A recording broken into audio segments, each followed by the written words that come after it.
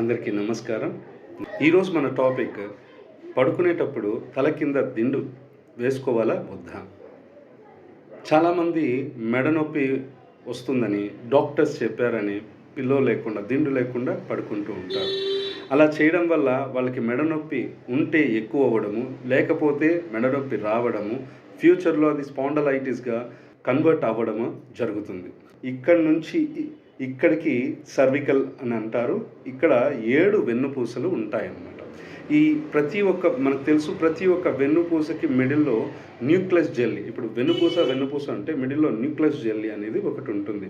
అది ఒక కుషన్ లాగా పనిచేసి మనకి బెండ్ అవ్వడానికి, ప్రెస్ అవ్వడానికి పనికొస్తుందన్నమాట.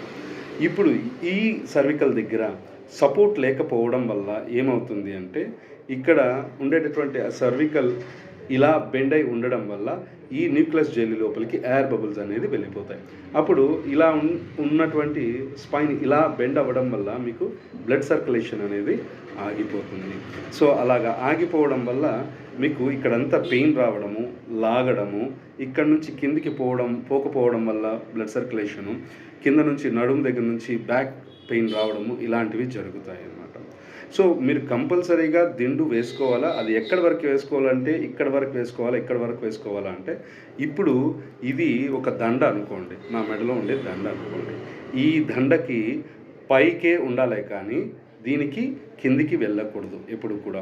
ఎందుకంటే సర్వికల్ తరువాత థొరాకిక్ స్టార్ట్ అవుతుంది. అంటే మనకి ఇక్కడ నుంచి జరిగేటటువంటి బ్లడ్ సర్క్యులేషన్ సిగ్నల్స్ కూడా ఈ చేతికి అందాలి అని అంటే బై త్రూ అక్కడి నుంచి వస్తుందన్నమాట.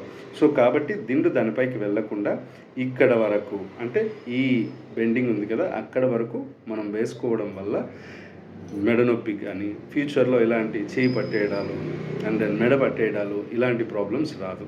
First point.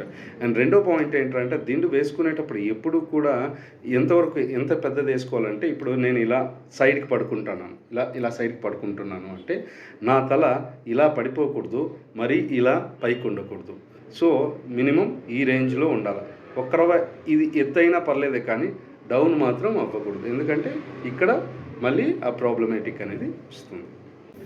దిండు పెట్టుకున్న తర్వాత చాలామంది ఏం చేస్తారంటే ఇలా చేయి పట్టుకోవడము, లేదా ఇలా పెట్టుకొని పడుకోవడం చేస్తారు. సో ఇలా చేయడం వల్ల కూడా ఇక్కడ గ్యాప్ వస్తుంది కాబట్టి, అండ్ దెన్ ఇక్కడికి బ్లడ్ సర్క్యులేషన్ అందకుండా తిమ్మిరెక్కిపోతుంది. ఇది రాను ఏమవుతుందంటే ఫ్రోజన్ షోల్డర్గా కూడా కన్వర్ట్ అవుతుంది. So please don't do all those things. Keep your pillow straight.